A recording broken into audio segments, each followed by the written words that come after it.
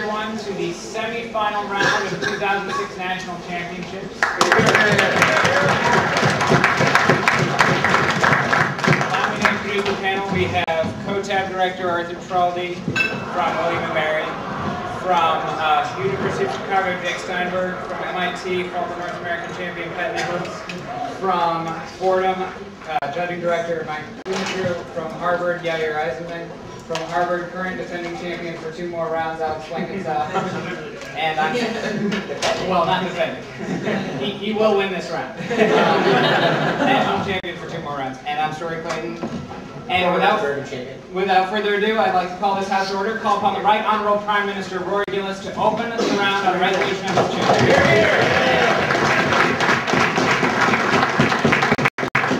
Thank you very much, Mr. Speaker. Mr. Speaker, today we'd like to run a case on a relatively recent and famous Supreme Court decision, that of Kelo v. New London.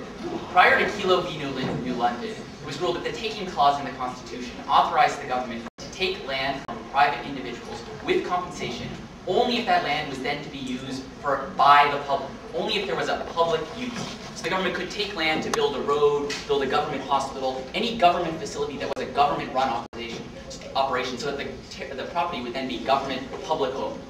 After Kelo v. New London, however, the standard was changed. This decision instead ruled that property could be taken from private individuals with market compensation as long as the confiscation of the property served a public purpose. Essentially what was ruled is that you could take this property, the government could take the property for urban economic development, transfer the property or sell the property to private developers, and allow them to use it for projects that, while private, would benefit the public. Generally the standard used was there increased efficiency or public good as a result of this? So were jobs created? Was society as a whole, on the aggregate, better off as a result of this measure? What we're going to propose today is that the decision was wrongly decided. In fact, that the public use standard is preferable to the public purpose standard. And we have 3 arguments on our side of the house. First of all, we believe that it is an incorrect interpretation of the 5th Amendment to argue that public purpose is sufficient to justify taking a private individual's property. Why is that? Because we recognize that property rights are essential and fundamental to the Constitution. One of the most important rights, and one of the rights that traditionally have been interpreted in a very originalist intent. We recognize that the framers of the Constitution wanted to protect the right to property. But what happens when a public purpose standard is put in place? Well, instead, there is no right to property. Instead, the decision is purely made on a utilitarian basis. Is society best off with this particular individual controlling this particular land? At that point in time, it's very difficult to even call the right to property a right, because it would be treated like most other goods in society in which an individual doesn't have a right. We think this undermines the fundamental principle of the right to property. But furthermore, what we'd argue under this argument is that since almost all property can be used more efficiently than by the originally owner, no thank you, because most of us, when we live on our homes, are not using them in the most economically productive way, not trying to maximize the efficiency of our property, the result is that almost all property within society is now exposed to taking by the government, regardless of how you use it, because we can at least hypothetically consider situations in which it's likely that a private developer would create a company on that particular property that would lead to jobs or public benefit. The second argument we'd like to make on why this is an incorrect interpretation of the 5th Amendment is that we believe that this particular standard is non-justiciable. And there's 2 problems. First of all, the property and takings clause is meant to check against bad intent. It's meant to check against government taking the property from particular individuals, private individuals, to benefit other private individuals. But clearly that's very problematic here, when any local municipality or government can make a relatively reasonable claim that they think society will be better off as a result of this development. So if any private developer gains access to this property and can build a Pfizer factory or build some kind of private company on that property, then they can always make the claim that there are more jobs, that there is more benefit, more income, that society as a whole will be better off. And because it's extremely difficult to differentiate that claim from a situation that is purely intending to benefit private individuals rather than the public good, it's very hard for the court then to check against bad intent. But furthermore, we'd say it's non-justiciable because it's virtually impossible for the court to determine whether the public purpose actually is advanced. Ultimately, economists disagree on whether a particular economic project is in society's interest. And it's very hard for the court to then become economist and say that one particular use of land is more effective than the other.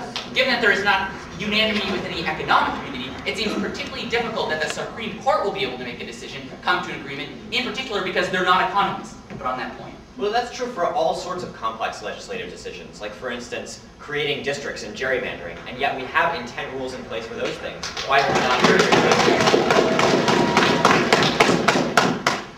there are lots of problems with non-justiciability. The argument here is that non-justiciability is clearly a problem when the standard we choose is one that doesn't allow us to uphold the principle that's supposed to be protected in the Constitution. If we can more accurately protect that fundamental principle on our side of the House through a narrower, more easily identifiable and measured standard, then we're doing a better job of upholding the fundamental principle. Now, it's a bit different question when we're dealing with redrawing districts. Obviously, it matters on the specifics of the case, but in this instance, the argument is we better uphold the idea of a right to property. But furthermore, what we'd argue on our side of the House is that because markets can change and companies have no obligation then to continue to use that particular property in the future, they could go bankrupt within several months. It's pure economic speculation as to whether society is better off. And it seems like it's an unjustifiable restriction of someone's right to remove someone's right to property purely on speculation of as to what should be in the interest of the economy over the long run. The second argument we'd like to make is that this unfairly and unduly interferes with the market. The first argument we'd like to make is that there's a difference between the market value of a particular property and the subjective value of a particular property. What that means, there's difference between what the next buyer on the market is willing to pay for that property and what the individual who currently owns it is willing to sell it for. Now, this is particularly important because people have emotional attachments to the lands. So the fair market price is often not a price that's fair compensation for what they've lost. But furthermore, these types of taking clause rulings allow for communities to be broken up. Communities in which people have ethnic ties or neighbors or a particular attachment that isn't measured by the market. We think the best indication of people's utilities is their willingness to sell on the private market. And this doesn't preclude the government from buying these properties on the market using the price that those individuals want to pay. But it does preclude the government from imposing a price and forcing them to sell it. No thank you. But furthermore, what we'd argue in our part of the House is that the way market prices are set is that it's set on the lowest marginal willingness to sell. So if I have a particular property, we determine what the fair market price is by looking at someone else's property that is very similar to mine and seeing what the lowest person who has a similar property would be willing to sell on it. But we recognize, looking at any demand and supply curve, every other person with a similar property would be willing to sell it for a much greater amount or a substantially greater amount. The result is that we almost always undercompensate people for their property, because by definition, the way we set market prices is to set it to according to the person who least values this type of property. No thank you. The final argument we'd like to make on our side of the House is development still happens under the status quo. Even when companies have to pay, or the government has to pay to purchase these particular properties, development, economic, urban renewal still occurs. But ultimately, what the private system and market can take into account is the willingness of people to maintain communities, to have attachment to a particular neighborhood, or attachment to a particular school district in which they live. The third argument we'd like to make on our side of the House is that we believe this disproportionately impacts those with little influence in the political process, those who are most vulnerable in society. And why is that the case? Well, first of all, we believe that these people are most vulnerable to having their properties taken. In particular, this tends to be poorer individuals within society. Now, we usually mock this argument, but it tends to be particularly true in this instance, because the types of communities in which property are going to be taken are the properties of those with very little political influence. It's not going to be wealthy suburbs or wealthy regions where high-scale apartments live, because by definition, the economic value of those apartments is very high. Instead, it's going to be taken from people in relatively poor communities. Why is this significant? It's that people in poorer communities tend to be most susceptible to offers from the government that will give you X amount of money for your property. They tend to be most financially destitute, thus they tend to be usually most willing to sell. If we encounter a situation where they're refusing to sell, that seems to be an indication that they have a particular attachment to this property that is particularly valuable to them.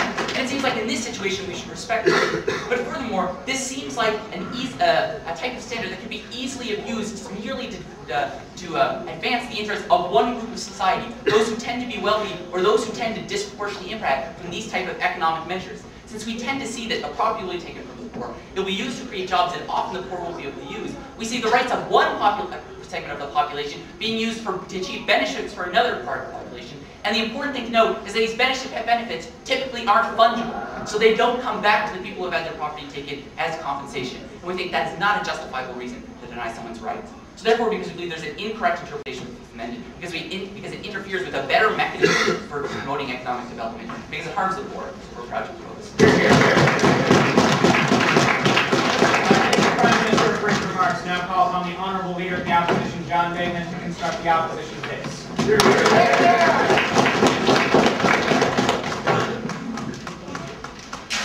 Thanks, everyone. It's quite an honor to be up here. Mike is giving me an amazing speech. Interesting case from the government. So the first thing thing I want to talk about is the distinction between public use and public purpose. Because I really don't think we got anything of that nature at all. I kept going to rise, especially during his second point, when he was talking about the problems of the markets, and also during his first point about property rights. And I wanted to ask the following question. So you're describing all takings, right? And I think the answer to that is yes. We clearly didn't get a lot of analysis that spoke to why all of these harms wouldn't accrue under the status quo, wouldn't accrue with a public use provision. And I think that's incredibly problematic. Let me muddy this distinction even further, because I don't think they're going to be able to come out from under it. The first thing I want to talk about is how under public use, you can still have the government creating a property that it then self-owns, but is then run by a private organization. So insofar as we're worried about privatization, we're worried about the general incursion of sort of government into the market and these sorts of atmospherics. I think that's a problem they're going to have to swallow on their side as well. Further, the government can always buy a property, use it, and actually own it, and then sell it later to a private person. It's incredibly unclear how they would distinguish between their case and our case. What are they going to say? That, like, you know, you have to have it for 10 years, 6 months, like, how long do you have to wait until a government is able to sell its own property? I think these sorts of muddy distinctions are incredibly problematic at the point where they haven't shown you why one is acceptable and one is unacceptable. I actually think these sorts of large property rights that we give to the government give them some sort of basic authority within society to actually decide how property will be used is incredibly important. Sure. Obviously, the government can buy and sell it to a public person. The question is whether or not they can force people to do so. And typically, Fifth Amendment statutes... Whoa, sorry, I think you're confused.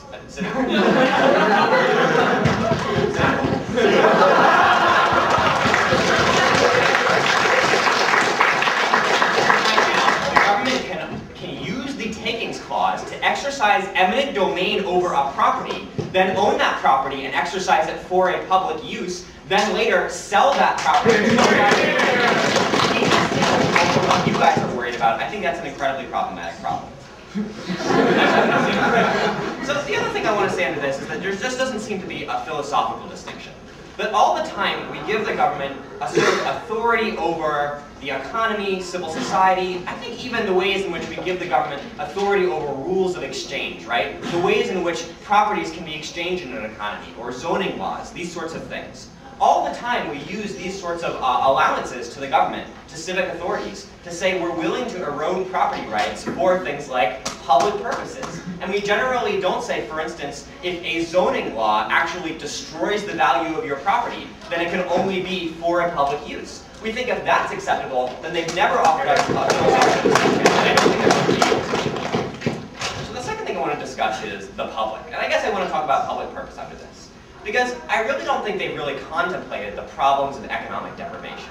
There are many communities in America that simply are not well off, and that could really use the extra jobs, the extra economic stimulus, the extra capital, infrastructural investment, the extra tax revenue, the extra bolstering to communities. I think really it's a tremendous problem when not only do we have communities that face horrible social crises, where we have communities where the government literally just doesn't have the funds, doesn't have the sorts of capabilities or resources to fulfill social needs, to implement democratic wills, to put policies in place that the people would like simply because they can't afford to. But beyond that, it actually creates and is determinative of rights violations. If you have a poor society where there's endemic amounts of crime and the government doesn't have sufficient revenue to put police on the beat, or doesn't have sufficient jobs in the area to keep people at bay, to keep people satisfied with their society, then I think we'll see many situations in which other rights, perhaps more important rights than property rights, are inevitably violated. For instance, the right to securing your person and property, or letters, yeah, you know what I'm saying. The right, like, not to be like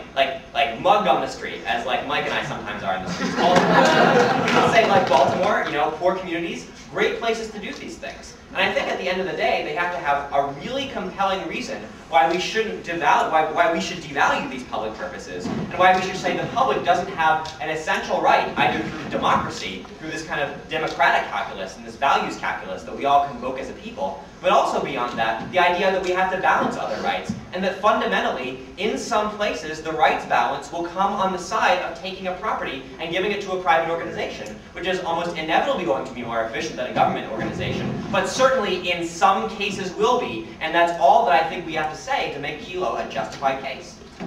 So the final thing I want to discuss before going case side is precedent. Because I really don't believe that a lot of the things they say are really backed up by the precedent on the takings clause. Again, I want to use this great example of zoning laws. I think we can essentially have on our side of the house, as we see in the status quo, regulation about property. The usages of property, the ways property can be implemented, the purposes to which you can put property. Sometimes regulation can literally destroy the value of a property. Take it down to a negligible amount or take it down to actually zero. We say that that's acceptable though. We say that it's acceptable for the government to have these sorts of zoning laws, these sorts of property rights, kind of exchange rulings, because the public purposes are that important. But I'm not making the argument now that the public purposes are important. That's the argument I made a moment ago. I'm saying the Supreme Court and other courts of the land have never interpreted the takings clause as to actually invoke these sorts of things and actually make these sorts of disputes problematic. And I think the same thing is true with the actual takings clause, right? We've kind of seen the Supreme Court recognize that in cases of economic blight, for instance, it's acceptable to do this. And I think that's really the third reason why a lot of their cases really falls. I think if they're willing to try to do it in blighted scenarios, or not maybe scenarios that we don't have some kind of legal rule to say it's actually blighted, but also creates all of these rights violations and social problems, I think again they have a very shoddy distinction to stand on, and I just don't think that's going to be enough to win them a semifinals round of nationals. That said, I want to go case side, and the first thing they discuss is the wrong interpretation of the Constitution. And they say, look, property rights are essential in the Constitution, and this destroys property. And the problem is that we're exposing property to taking by the government. This is incredibly novel, right? All of a sudden, the government can then take all property as long as they pay them back some fair market value. I don't know if we could find some other place in the Constitution that allows us to do this. Well, it seems as though we can do this already for public use provisions. It doesn't seem to matter the end to which it is put, right? If it is put to a government purpose, i.e. a government owning the land, or supposedly a putatively private purpose, a private entity owning the land, either way the property is exposed to being expropriated. Either way you can destroy property rights, so to speak, and this is a ubiquitous threat to all property owners. The only difference is how efficient, how helpful is the ultimate benefit. So I think on our side we actually are more respective of property rights, right? We're saying, look, we acknowledge that property rights are important. That's why we want to make sure that if we are going to take private property, we can put it to the best use possible. That we can have the most appropriate balances of property rights. Because on our side of the house, we open up more possibilities that are more appropriate if you have a very strong stance on property rights. Next under this, they talk about how this is non-justiciable. And they say, look, there's no way to judge the intent of legislators. This is absurd, right? Many areas of the Constitution have to look at the intent of legislatures, like gerrymandering provisions, and I think that's something they have to recognize on their side of the house. At the end of the day, this is something that we give to courts, and I would argue that most of the provisions of the Constitution are these sorts of issues that really we have to look at legislative intent. They also say under this, though, that economists disagree about the plausible outcome of certain things. Well, first of all, there are lots of scenarios in which it's just obvious that something would really help, right? If there's just no industry in a town, if you really just have no jobs whatsoever, I think under some circumstances, there will be literally no economist in the area that would actually dispute this. But let's say someone actually does want to testify in court, present an argument, present data to the court. I think that's acceptable as well. We oftentimes have courts resolve economic matters, for instance, in civil disputes, when we have to decide what the economic damage or the potential economic damage is of, for instance, reducing the value of a trademark or reducing the value of intellectual property rights. The courts then have to say, what is the plausible economic outcome? We can simply extract testimony, and I think that's perfectly acceptable. The second thing they talk about is interferences into the market. This is not a point at all. They say there's sentimental value that's not included in price, and that there are many ways in which Rory articulates that markets don't include all of the available values that people attach to property. This is true of all usages of the takings clause, and all ways in which the government reduces the value of private property. We think maybe if there are problems with these, perhaps we can institute mechanisms that would actually solve these by creating various commissions with various rules, various checks and balances that actually take into account things like information that might not necessarily be fed into the market. That would be acceptable. But if they don't think it's acceptable, then they have to realize that the status quo is unacceptable as well, and that that's simply a right that we grant the government. Finally, under this, they say development still happens. Clearly, they exclude many possibilities for development on their side of the house. I think that in and of itself is all we need to say to win the development point, since there are some communities that could never have development on their side. Finally, they say this disproportionately hurts the poor. That's right, this is not an argument that you should typically be proud of. All they said is, look, only poor people are going to be exploited by that because they typically have less economic power and less political power. Once again, this is true of all elements of the Constitution and certainly all usages of the takings clause. But I would additionally say I don't think it's exploitative to offer poor people money for their property. I think in many cases on their side, since they exclude potential takings, they have scenarios in which the poor people would love to take the money from the government, but they literally cannot offer that to them because the project that they would like to implement is unconstitutional. For these reasons, we're very Call upon the honorable members of the government Adams to deliver his third constructive speech around reconstructing side government. I'd like to begin with the idea that John ended with, which is where he told you, look, poor people probably really want to take this money from the government. They really want the money. But here's the thing. Here's how this decision works. It's that Pfizer wants the land. They go to the government and say, make them accept our sale for $100,000 for your land or something like that. If poor people really wanted the money, why can't Pfizer go straight to them and sell it? The only case that could be on their side of the house is that there's some inefficiency with the market. That is, that there's some reason that the poor people won't sell at a particular price. But they never told you why there isn't this inefficiency in the market, or there is this inefficiency that we need the government to step in and solve. As a consequence, the fact that the poor people are really, really poor is problematic for them, because that's why they're most susceptible to market forces, and the government shouldn't get involved. But remember, on top of this, the government's really bad at economic development because oftentimes it's not the company that can do it most efficiently that gets the eminent domain protection. Instead, it's the company that's the most politically connected. As a consequence, if you care about economic development, let the company that makes the best bid get the right to do it, and they can get the best bid by going straight to the people and demonstrating that they're the best company for the job. It's true, the market should step in here. That said, go to John's first point, and he says this distinction between public use and public purpose. And John just wants to paint this as a difference in degree, not a difference in kind. He says, look, public purpose, it benefits people in particular ways. Here's the thing, though, with the taking clause current standard. It's an incredibly high standard in the status quo if someone doesn't want to sell. That is, I can offer $100,000 to buy a farm for someone to build a freeway. But if they absolutely refuse, for the government to be able to step in and take it from them and say, you're gonna take it to this place, it's an incredibly high standard and it goes to court. What's then said in the courtroom? The government says two things. First off, they say, there's no other way we can do it. This is absolutely necessary. But Rory tells you that we never know if it's absolutely necessary if the argument's simply that we're gonna make more money because there's no reason to think this.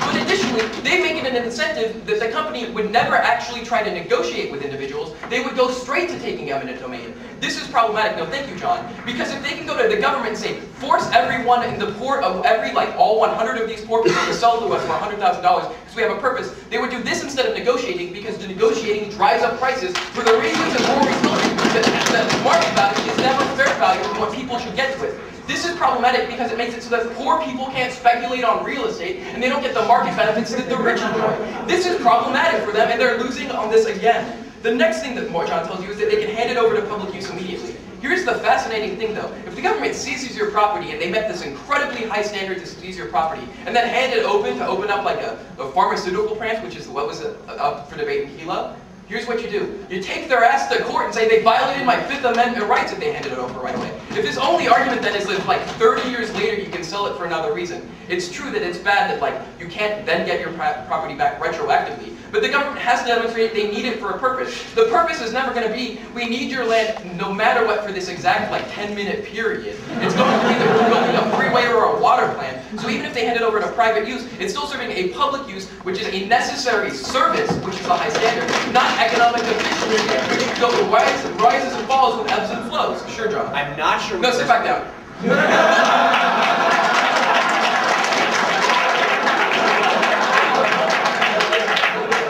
What your response is to my point. Are you okay with the government reselling property once it's done with it, or not? And if you are, how long can you wait? Yeah, no, that's true that like, the how long they wait thing is problematic. The government can resell if they've done with it, but they have to prove it was absolutely necessary is the thing. And if it wasn't necessary, if you later figure out that they resold it right away, you sue the government, you take them to court and say it violated my Fifth Amendment rights, and you get more compensation.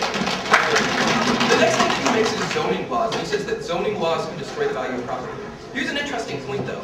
If it turns out that zoning laws are destroying the value of your property and it's politically motivated, you take them to court and say that the zoning laws are destroying the value of my property, and you demonstrate that it's not in the interest of society. But we don't have zoning laws just for the sake of efficiency. It's for social values that are embedded in the Constitution so that it doesn't violate other people's fundamental rights. Here's the thing, we're the only person making the rights claims here that people have an individual right to property. There's no individual right to own a brothel next to a school in the same way that you have a right to the property not being taken from you, because we pointed to it specifically in the Fifth Amendment in a way that they didn't. But additionally on the zoning thing, this is just an argument for consistency. What we'd say on top of this is, for the zoning thing is, it's true that they can destroy the value of your property, but it's unlikely you're going to destroy the value of the property for a public house like your own home right that the zoning will destroy. It's only a business not allowing you to make a business on this property. Businesses have bigger political voice though, so they can actually check back the zoning. The problem on our side of it is poor people are affected. They can't check back the government. He said, yeah guys, your third point is bad. Poor people, it hurts. But Rory made the argument that they can't affect the political process in the same way as Pfizer writing a $2,000 check to a city councilman race. Because remember, these elections are so small that being within the legal limits is still enough to sway the elections in a way that poor people can't. Yeah. But as we say, highways can be given to private corporations. Why is there any differentiation in the standards or the possibilities for abuse and corruption? The reason to build a highway is out of necessity, not hoping for growing efficiency, right? Because it's unsure how you measure how much efficiency is necessary. That's the problem. The next point they make, however, is poverty is really bad. That poverty really sucks. Here's our response to this. They say that municipalities might just not have enough money to pay the taxes. This rewards two kinds of bad governments, though. First, wasteful governments, which aren't the ones that I want, seizing poor people's property. And then secondly, governments that don't want to have high tax rates on the rich, and that way they can screw the poor people twice by not giving them services. But it's true that there are downtown Detroit where it's not that they're wasteful, and it's not just that they don't have the right tax breaks. Although their standard allows for these two things, don't let them off the hook. But here's the other problem, however. They don't say how poor the city has to be before they can do this. The only standard that the public purpose says is it will increase efficiency. Here's the problem. Rory makes the argument that all land can be used more efficiently. So it might help the worst economically impoverished areas. It might help downtown Detroit. But here's the thing. There's no reason that a rich neighborhood couldn't use this too, or they couldn't take your ranch or any other thing that you value. But here's the other thing. Since downtown Detroit is so poor, market forces are uniquely likely to work there. When private companies want to take this land for a private purpose, they do it all of the time. It's not the case that Ford can't buy land in downtown Detroit, and they even oftentimes have to buy multiple apartment buildings. And they find a way around it through negotiations. And if you're just going to say that someone's going to drive up the price through negotiations, companies are smart. They thought a way around this too, that they have multiple holding companies so that you don't realize that it's one person that needs all of the buildings. Either way, it's not a unique problem in any way. How is it unique, simply the poverty thing? Why can't the company, why can't Pfizer simply go in, if it's going to be a profitable business venture, and buy the houses through normal market forces? That said, move back to our side of the case briefly. The first thing that we tell you is that it's an incorrect view of the Fifth Amendment. And what John says here, actually, excuse me, go to precedent. The only precedent argument that he makes is look to zoning laws. Cross-apply my previous responses to zoning laws. That said, moving back. On our side of the case, he says, we say it's an incorrect view of the Fifth Amendment. And we say that the property right has no meaning at the point at which utility is the standard. His response is just to cross-apply his first point. This is actually a unique argument because what we say during the difference between public use and public purpose is public use has rights claims at stake. That is, the society has a right to transportation or a right to water. There's no clear right to have a business down the street from you that produces a job in the same way. The consequence is it's a utilitarian perspective versus a rights-based perspective. That's the unique distinction we offer when we're. The next thing that we say, however, is that most property isn't used efficiently in the same way. There's no response to this. This means that all of our property rights are valuable. What's the point of putting property rights in the Constitution at all if you can simply have a rich company go to a city council and say, instead of me trying to negotiate with people to buy their land, how about you just tell them they have to sell it for this price? I promise it's going to make some money. Which brings us into the next point, which is why we tell you it's non-judiciable. And what they told you is say, look, judges have to measure intent all of the time. Look to gerrymandering. Here's the way that we typically measure intent, though, is looking at the outcomes. So you take a plan that they propose for gerrymandering and see what the districts actually look like. With economic development plans, these are often 10, 20 years down the road after people have given up their houses. You can't look at it with the same way. This is problematic. But additionally, we told you that it's speculative because you can't hold the companies to agreements. That is, gerrymandering is a fixed thing, like this will be the district. But once Pfizer buys the land, there's no guarantee they can't close the plant the next year, or fire all of the employees, or do nothing because it's not binding in the same way. They did respond to this part of the analysis. Our second point is that it unfairly meddles with the market, and that all that we get is sort of reapplying the same principles. And he says, this isn't a point at all. Oh God, you guys are in trouble. What we say here, the reason that only reason that you do this is the market can't get the business into the hands of the right people. That's the only reason that you wouldn't do it. But we tell you that the market does do this, and it happens in meaningful ways, especially with poor people. We tell you the arguments about how the price to the individual is not the same price as the market value. His response is that this is true of public use as well. But the difference is it's not about efficiency, because on their side of the house, they're simply saying the land could be worth more in terms of dollars to other people, right? So that's the problem. We're not saying that building a highway is worth more in dollars than outside of the house. It's the need-based standard. That's the problem. Also, we say that development still happens outside of the house. Circle this, extend it, flow it across, because their only benefit is development, right? That's all they can claim is that it's more development. Rory tells you we still get the development. For all these reasons, finally look to the disproportionately hits the poor. His response is, the reason you guys said they were silly arguments is they're silly. We say, extend them across. The political people don't have a voice. They're the ones that are disaffected. They don't have these same rights. You need to respect the rights of the poor. We're proud to propose. Thank you, member of government, for his remarks. And finally, we'd like to call the honorable member of the opposition, Michael Mayernick, to close the constructive portion of reaffirming silence. Here, here, So much, of course, Mr. Speaker. Members of this panel, this most august House, good friends on side government, have been looking forward to hitting you literally all year, and it's finally happened, so I'm pretty excited about it. That being said, I want to start talking about the sort of fundamental complaints we get from the MG. And what they have to do is these two issues of sort of needing a high evidentiary standard, and sort of related to this point is also to demonstrate necessity. And he thinks this is the real gems of the ground, right? He thinks this is where he really gets differentiation, where there exists none, obviously, as John pointed out. I'm going to give you dozens of other examples just to prove that this distinction is just purely fantasy. But what I want to talk about is something that I find interesting, right? First of all, I see no differentiation in the evidentiary standard in the actual court proceedings. It's just a pure assertion. I have no idea why you need a different standard. So I guess I can only try to assume, I guess their argument has to do with these problems of corruption, problems of corporations trying to manipulate the system and change the ways in which courts would actually understand the evidence. The problem with this is, as we told you earlier, corporations can just as easily get these other kinds of properties through this public use policy. We tell you highways often are operated and owned wholly by private entities. In fact, it's now kind of the standard, given that it's very expensive to produce these things, like new additions to the Beltway around Washington, D.C., all private. But let me explain to you why I think this wins us the round, I think. He keeps talking about necessity. He keeps telling us we want to know that it's really important, otherwise we shouldn't just take this stuff.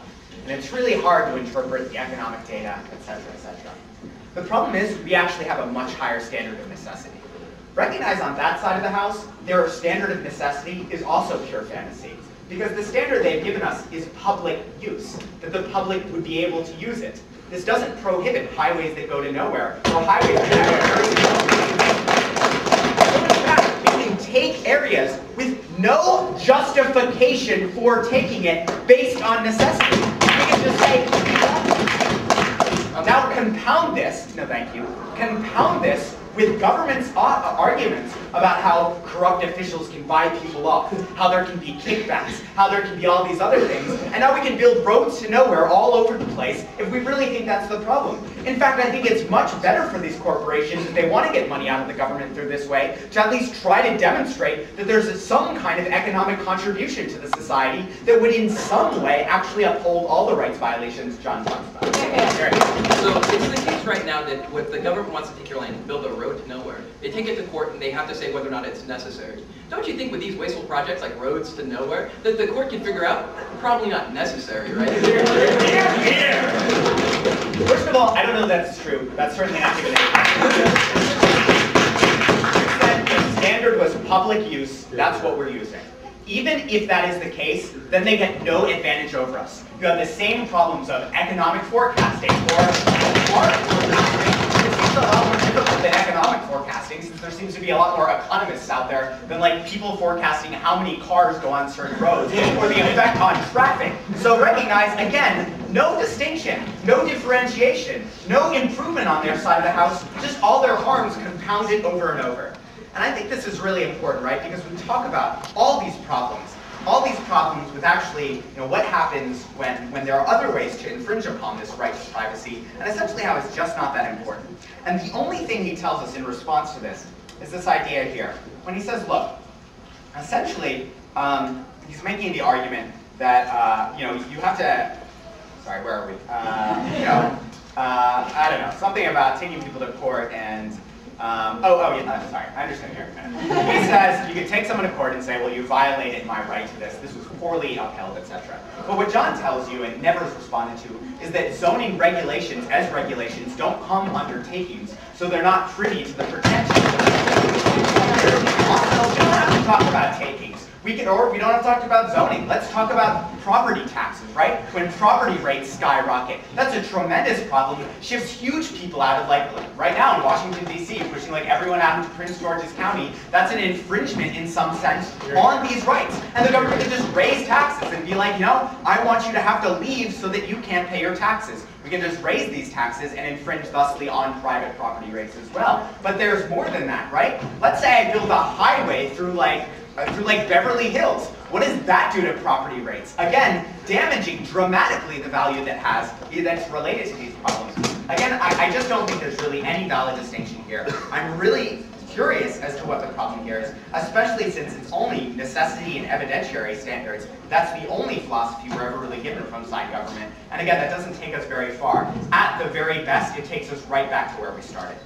The second thing we talk about is the public, and essentially the benefits that go to the public, and how, in fact, this is an issue of rights. And I think this is really interesting, because we really don't get a response to this at all.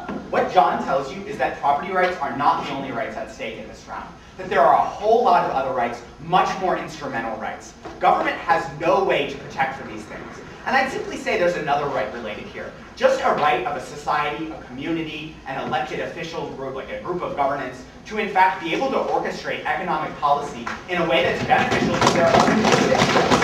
What you do is hamstring this entire process. You ensure that it can't happen. And all that we get on this side of the house is, well, development can still occur, like you just have to negotiate with people, and this problem of effects on the poor and whatnot. Here's the argument that Jon was making, and this is kind of where he starts off at the very end, but I want to make it here because I think it's most applicable when we talk about the public. Is he says, look, it's probably for the poor, it's not a problem for the poor, because the poor would just give up their property, they'd sell to Pfizer if Pfizer directly negotiated with them. And so this is a problem because you're preventing Pfizer from directly negotiating with these people. Jon's point isn't that people won't know that they can sell to Pfizer. It's that if only 99 people in a lot, 100 lots that are required for the factory, sign on to that, someone refuses to sell, you're then depriving all those 99 people of the money that they feel justified in an obligation to get. So in fact, there's a lot of harms to this people as well. So thank you. The second thing we talk about is this issue of precedent. We talk about zoning laws, etc., how other ways we can destroy these things, other interpretations, etc. He just cross-applies his reference to something that doesn't come under takings, has no relation to takings, and so of course his response is meaningless. Recognize this point still stands, float across gladly. So case side quickly. What we hear is that this is an incorrect interpretation of the takings clause and of these rights in general. And what they say is you can have essentially no rights to property, that this just destroys any right to property. Again, I'm not sure why that's the case, right? I think Jon talked about all these other rights that are important, and we also talked about the problems with distinguishing between these two things. And I just don't think there's any philosophical distinction, right? And I actually wonder this, right? I mean, how much more necessary could a park be, or a highway or something like that? What are the rights things that are being satiated here versus when Jon and I talk about generating enough revenue to have a police force, having jobs for people in that society?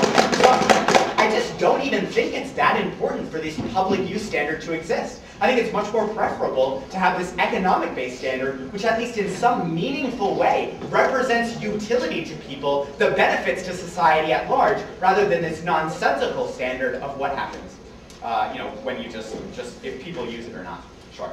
I'll give you a hint, John. It's an analysis that you're missing, where public use isn't subject to market forces, whereas since a private company has market forces influencing them, that's why they can afford to bid people and have bidding wars. Why doesn't this apply? I don't understand the analysis. If you want to make it again, that's fine. No.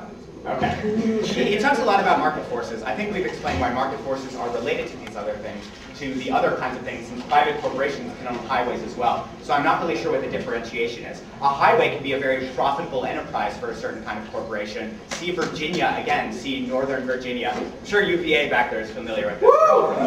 Area. I'm just not sure where the differentiation in these kinds of standards exists. And then he talks again about these corruptions, these other problems, how you have no right to this, how the problems of efficiency, how best to determine these kinds of things. And again, I just say, like, it's a tremendous problem with all the distinctions we brought up, the lack of distinctions, I would say. And I'd also like to address one other thing he says, how even if you could go to court and say, look, I want my property back because the government sold it to a private entity 5 days later. If the house is already leveled, or whatever was already there, like a highway's been built on top of it, the value that side of government wants to talk about no longer really exists to you insofar as it's not simply market-based value. Whatever isn't market-based that you weren't compensated for probably doesn't exist anymore, or more to the point, at least, you could, if it weren't there, or the government could make sure it wasn't there, thus really reducing people's tendencies to sue in court to get these kinds of properties back. The second point he talks about is this issue of a subjective value based on the market, all these problems. Again, no distinction here. This is of course true for all other kinds of takings as well. If you want to reform the process, that's fine. You can do different things, whatever you want, whatever kind of commissions, that's fine. But insofar as we accept these standards for other forms of takings, I see no reason why they wouldn't be applicable in our case. The last thing we talk about is this issue of development and how it can still happen. Again, this is true, but only if 100 out of 100 lots agree to it. This is actually an enormous problem, because I think part of the right to privacy should also be sort of the right to sell, or the right to sell to the highest bidder. And in some way, I think you actually infringe on people's rights, their ability to use their property in whatever manner they want. Pfizer really wants my home, let's say, but Pfizer won't buy it, will not buy it, if someone down the road, one person several blocks over, decides they're unwilling to sell. So I think at best, it's like break even if like it's 50% want to sell, 50% don't. But I think often it's the case, it's just like one or two people that hold up the economic opportunities for everyone else on that block or in that area of the city. But as I say, there are a lot of other rights claims within society that are not being satisfied. I simply believe a society does have the right to make these kinds of policies, make these kinds of distinctions. See all the other examples we gave you where the government can do the same thing, same kinds of things that undermine the right to property in an effort to regulate economic policy. This is precisely the same thing. I've seen no differentiation whatsoever, especially considering private interests infuse the other ways we take property as well. For these reasons, we're proud to remain in office. I'd like to recall the leader of the opposition to open the rebuttal portion of the round without new arguments. Thanks again. I think Mike really tied up all of the kind of ad hoc loose ends that we got from the MG. So I want to close on op philosophy. And I want to talk about two things. The first thing I want to talk about is protecting property rights. Now, the government team has framed themselves as wanting to preserve property rights in their strongest possible form, or at least something close to it.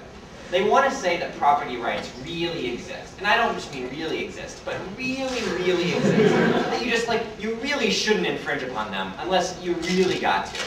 But what I think we've tried to explain is that insofar as the Constitution is concerned, insofar as the structure and habits of American governance is concerned, this form of property rights has never been known in the United States. We told you the government could arbitrarily increase property taxes, arbitrarily zone your property into uselessness, arbitrarily pass use and exchange provisions such that any sort of property right could have no value on the marketplace whatsoever. And this is where Adam really misses the boat. Let's say all of this was for an entirely useless purpose. There was no benefit gotten out of any of these zoning provisions, any of these property tax increases, any of these economic regulations. The Fifth Amendment has nothing to say about any of it, and this has been long-standing Supreme Court doctrine. It is called the theory of regulatory takings, right? That regulation actually constitutes takings that invoke the Fifth Amendment. The Supreme Court does not hold that theory, and so I don't know what sort of fantasy of America they're trying to uphold on their side of the house. Now, when we make this pretty clear at the beginning of our op, they try to shift around. They don't want it to be about and what it, to what extent we preserve property rights, but how high our standard is, whether it's really necessary, and I mean really, really necessary. And I think, again, that's the wrong question, right? Because both sides can have eminently high standards, presumably. The courts can have very high evidentiary standards, very high judicial standards to resolve these disputes. So I think the real question is, once we meet our standard and we have to take property rights away from people, what good will come of it? And I think clearly opposition. Actually, as Mike pointed out, in some respects, our standard seems to be far more meaningful. We actually do have a standard that you have to come to court and prove, at least to some extent, some limited extent, we would argue making it a high extent, the ability to which you can actually improve an economy or improve a locale, improve the various material circumstances surrounding it. As it was explained in Construct, all we're talking about in this round is about whether we can actually give it to a private entity rather than to a government, not necessarily which side has another standard. So I don't think they have a standard to fall back on at all if it is usable by the public, like a highway in the middle of nowhere that, for instance, I don't know, put in the middle of my political opponent's biggest contributor's giant piece of land so that he can't build anything on it anymore. That would be acceptable under their side as well. So I actually want to talk about how our side is more respectful in some ways of property rights. And I think that's where the balance comes in. Once we have to violate property rights, Mike and myself get a far greater good out of it. We open up more plural possibilities, more econ possibilities for actually improving economies. And I think that's actually more respectful of property rights. It's a word, don't worry about it. I think it's more respectful to say, if we're going to violate someone's property rights, we're going to really create a lot of public good out of it. We're going to really ensure that the rights benefits that stem from this move very far into society. And I think that's great. And I also think there's a big problem, as Mike talked about, of holdouts, right? People who are just the one stingy, sentimental asshole who are going to give up his last shred of property on this earth. If that's a problem, then we say on their side of the house, there are many people, even poor people, really, really poor people, who can't exercise their sovereignty over their own property and get benefits on it. So the final question then is about protecting other rights and also social needs. And I reject completely Adam's characterization of this point as being a utilitarian standard. I think we can make many rights-based argumentation under this, which we did, right? As Mike explained, a society has a right to arrange its economic affairs such that it can actually create things like jobs, a right to work, for instance, a right to have various sorts of economic benefits. We think there's also another extent to which societies simply have rights to implement a variety of democratic bills that come in the form of programs that are often expensive and you need money to implement. But what I think is actually most important of all is that there are other rights in the Constitution, other rights fundamental to American society as it's constructed there or throughout our history besides the right to property. And on our side, we can make sure that society has sufficient resources, is sufficiently well-ordered and well-composed, such that we can actually implement these rights, actually fulfill them. Make sure people aren't the victims of widespread crime and abuse. Make sure people do have their rights fulfilled. Take the money and build an abortion clinic if you want, but do it. Take the money. We think it's very important, and we're very proud of it. We are about audition for his remarks, and we'd finally like to recall the Prime Minister to close the round with a rebuttal speech for that new argument. Thank you very much, Mr. Speaker. Mr. Speaker, the first key issue in the round is there any significant difference between the two standards that have been imposed in this debate? Because throughout the round, we've heard from opposition that all the harms we've attempted to attempt to argue on our side of the house, can also occur under the standard that existed before the Supreme Court decisions. What were the two harms they illustrated, particularly ridiculous ones? The first one is that the government could claim a public use, take the land, then immediately sell it to a private developer who would use it only for private benefits. But they never explained to us how the government could deliberately deceive the court by arguing in court that it was going to use this land for some public service, and then not be checked against deception by the possibility of a civil suit immediately following the trial. Under the standard that exists after the particular court case, however, there's no way to after this change in the court standard, there's no way to check against this through civil suits, because there's no way to measure whether the economy actually benefited from this measure, or there's no way to measure whether on the aggregate society is better off. We have a clear check on our side of the house that can't exist on their side of the house. But secondly, it seems highly likely that the second example they gave us is also going to exist. This idea of highways to nowhere being built. it's very hard for the government to demonstrate in court that a highway to nowhere is some public service. It's some public good being provided for the government for some public use. It's simply implausible, and that's why we don't see that occurring under the status quo.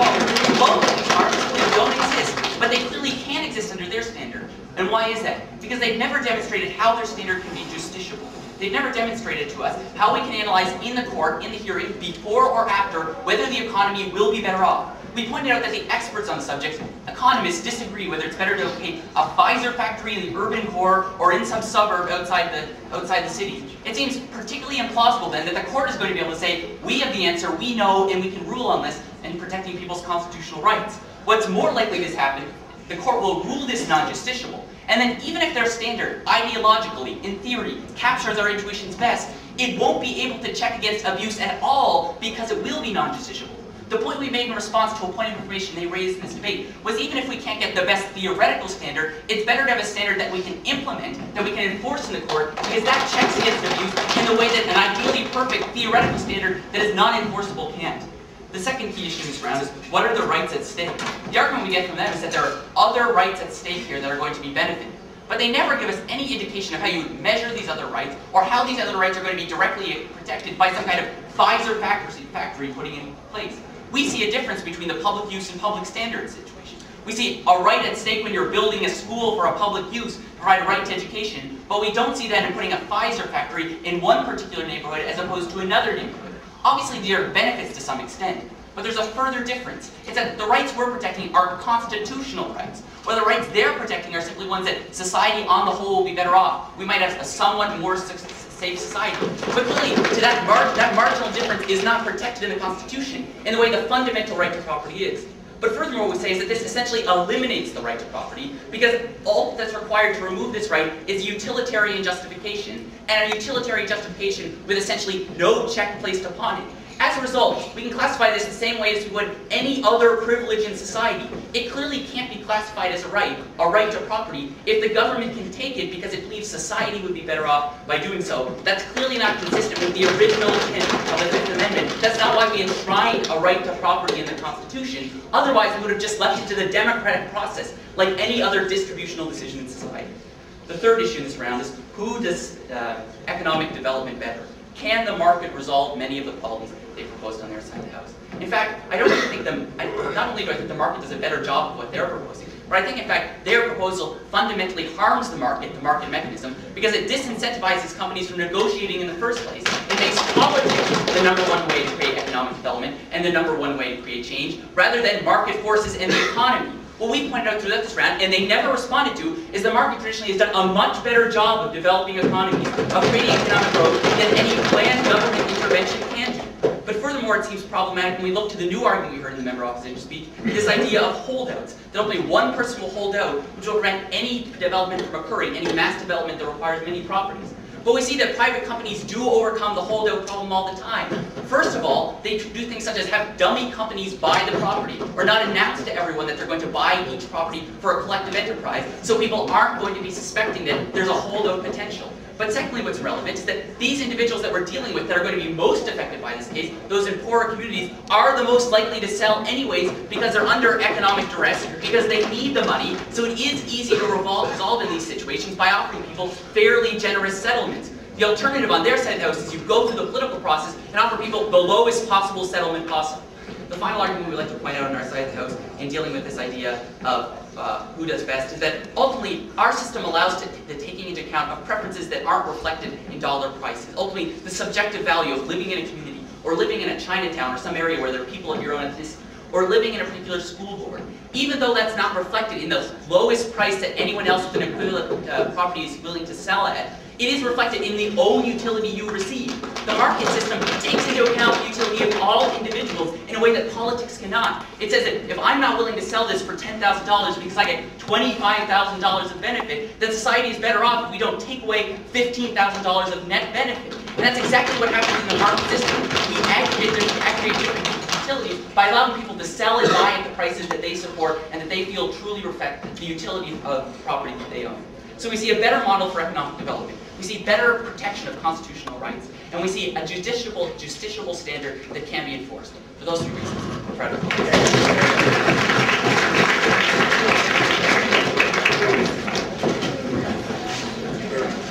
right.